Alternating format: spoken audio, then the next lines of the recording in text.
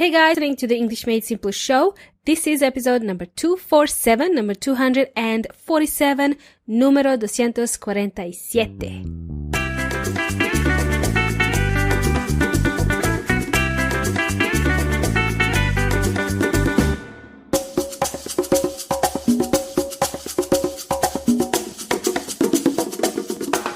Welcome amigos y amigas. My name is Milena from EnglishMadeSimple.net, EnglishMadeSimple.net. Hope everyone is amazing and hope everybody is doing well. Hope everybody is ready to kick some goals, some 2020 goals. It's not too late to plan your year, amigos. We are still celebrating New Year, believe it or not. So having said this, Happy New Year, everybody. In Australia, we celebrate Chinese New Year too, which is also known as the Spring Festival or the Lunar Year. The way we celebrate Chinese New Year is we have festivals in the city, and then you have some special programs on TV as well. And then we have these festivals in major cities in Australia, right? So according to the Chinese horoscope, the year 2020 is the year of rat. The year of rat, the animal rat, which looks like a mouse, but it's bigger. Okay, rat. If you're born in the year of rat, you'll have some good fortune in terms of wealth and career. This is what I found through my research. Okay, so the people who were born in the year of rat will have some good fortune in terms of wealth and career. But what about the rest of us? Is the year of rat lucky for everyone? Apparently, yes, it is. It should be a prosperous year. So if you see any new opportunities come up, you should make most of it. You should take action on those opportunities. Maybe you should consider those new opportunities, whatever comes your way this year. I know some of you are thinking, why are you telling us this, Milena? Why? Why do we need to know this? Why are you telling us about the Chinese horoscope? Well, why not? I'm curious to know about these things. So, it's a fun read. I like to read this stuff. It's really fun to read about these things. I hope you had fun listening to it. Anyway, radio. Today we are going to talk about some phrases related to holidays and public holidays. And I'm going to explain what public holiday is as well. And towards the end of the episode, I'd like to say hello to a few special listeners who had the time to message me over the holiday break. And I just wanted to include them in this episode. So keep listening to this episode, amigos y amigas. We'll also have the repeat after me segment as well. So let's get cracking. Let's cover holidays, okay? Let's learn some phrases about holidays. Holidays is also known as vacation. So when we're talking to friends or colleagues at work about taking some time off work, we'd use a few familiar phrases. Maybe you are aware of this. So the following phrases could be familiar to you or maybe not, okay? Maybe these phrases will sound new to you. For example, if you're talking to a colleague, you would say, are you going on vacation this year? Or you can say, are you going anywhere fun for your holidays this year? So that's a typical conversation you'll expect to hear in an office.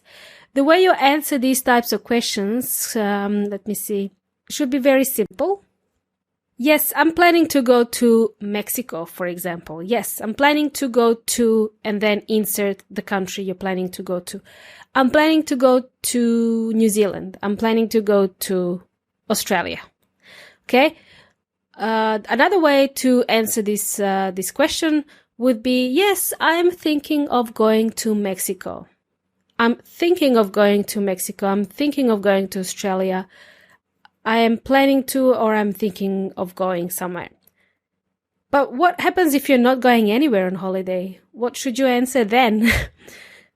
You can just keep it simple and say, actually, I'm just planning to stay at home and relax. I'm just planning to stay at home and relax would be a simple reply. Or what else we could say? Well, I'm not going anywhere interesting, just staying here local. I'm just staying here in the city, not doing anything interesting. Cool. Are you following me so far, amigos y amigas? Cool. Cool bananas. Now, if you ever engage in conversation about going on holidays with your coworkers or your friends, expect some follow-up questions. For example, okay, so you're going to Mexico. Wow. How long are you going to stay in Mexico? How long are you going to stay in Australia? How long are you going to stay? So this is a normal type of conversation follow-up question that you'd expect to hear. Another way to ask this question, how long are you staying in Mexico? And this is the one I tend to use as well. I'll just give you another version of this question. It would be, how long are you going for? How long will you be there? How long are you going to be away for? Okay, there's quite a few variations to that. I was going to say one of the questions as a follow-up. But anyway, now I've got 4 questions. So let me just recap. So the follow-up question could be, how long are you going to stay in Mexico?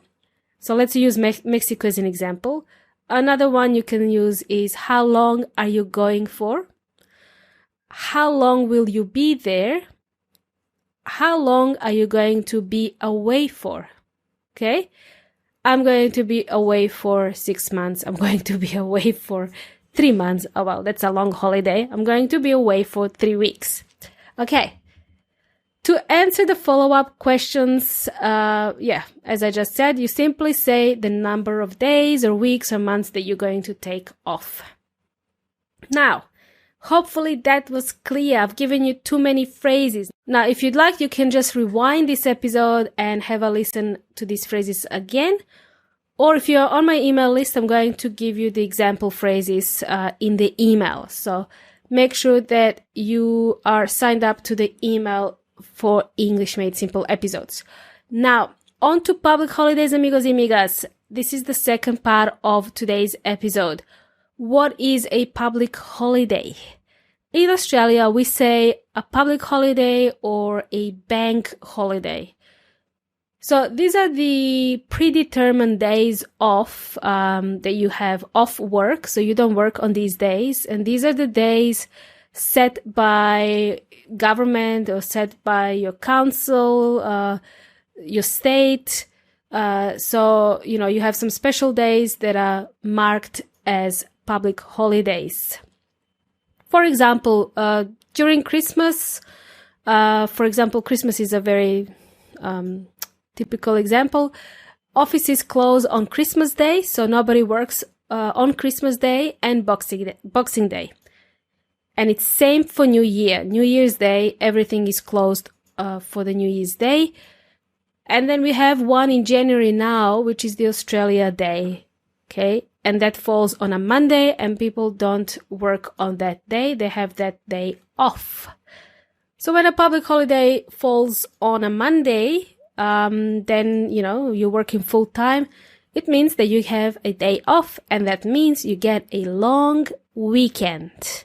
Usually in Australia, it falls on a Monday, so we get a long weekend. Here's something you'd expect to hear from your workmates or your colleagues whenever you've got a public holiday around the corner, whenever there's a public holiday coming up. And this is the typical conversation you'll hear with workmates, okay? So the typical questions are you taking any extra time off? Are you taking any extra time off? Any plans for the long weekend? So that's a second phrase. Any plans for the long weekend? I recommend to have a simple and short answer to these questions. No need to go into details about your holiday, what you're going to do there. I used to answer these questions in great detail, but then I realized that people are just being polite. Unless they ask you follow-up questions, then go ahead and keep chatting. But I would recommend in the beginning, just keep it short. So simply answer this question as, yes, I'm going hiking for the long weekend. Or no, not doing much this long weekend. And yourself? So if you want to engage in conversation, you ask them the same question. And yourself? Cool bananas. Now, just before we wrap up today's episode, I'd like to do a repeat after me segment. So, I want you to repeat after me. The phrase I want you to repeat is, any plans for the long weekend? Any plans for the long weekend? So I selected this phrase because you're probably not used to this phrase. You probably don't hear it as often. Hopefully that was clear, amigos y amigas. Clear as mud. And now as we're approaching the end of the show, I'd like to say thanks. I'd like to say gracias. Gracias. I want to say gracias, muito obrigado, and thanks to quite a lot of people because they took their time to message me over the holiday break when I was away on holiday. So that's very nice of them to say hello. All right. So I would like to say hello to, first of all, Hani from Iran, who's learning English to pass either IELTS or TOEFL, not sure which one she's going to choose, so she can study abroad. I think you are on the right track, Hani, because you're doing really well. I've seen your emails and you write really well. So keep going and keep listening to the podcast. Apparently, this podcast is helping you. Yay! I'm glad to hear it. Now, I think I'm going to put Iran on my bucket list to visit one day because I have a friend who traveled through Iran and she loved it.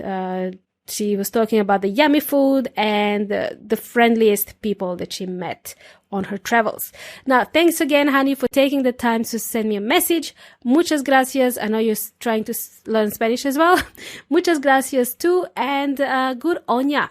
Now, I wanted to say thanks in Persian, but couldn't pronounce it, so I've decided to just say thanks, Hani. And I hope I pronounced your name correctly. And now let's go to Brazil. From Brazil, we got the three amigos and fellow teachers who love to carpool, to work together. Big hello to Elisama Moabe and Joao Helis. I hope I pronounce those names correctly as well.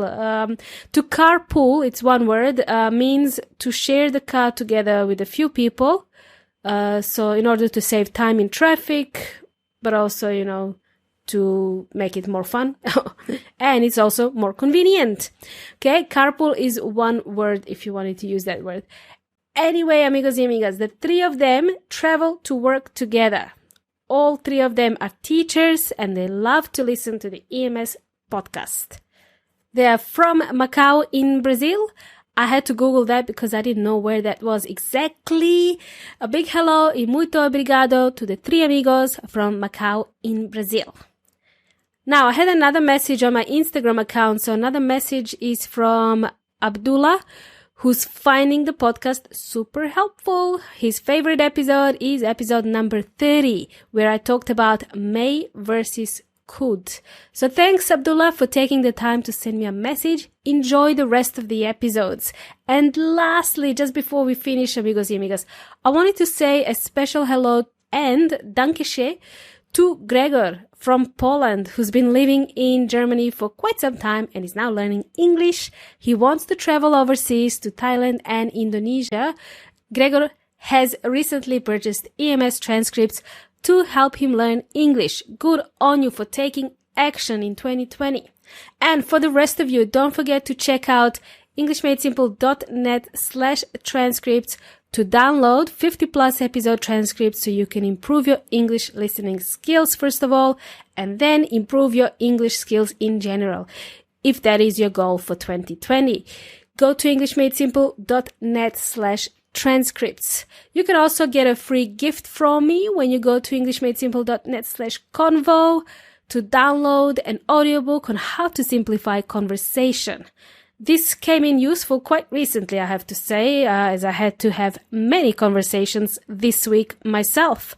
I have been organizing meetups and attending networking events. So yes, it comes in handy. All right, amigos. Thank you for joining me in today's episode. You've been an amazing audience and you've been jamming with Milena from English Made Simple. Until next time, hasta la próxima!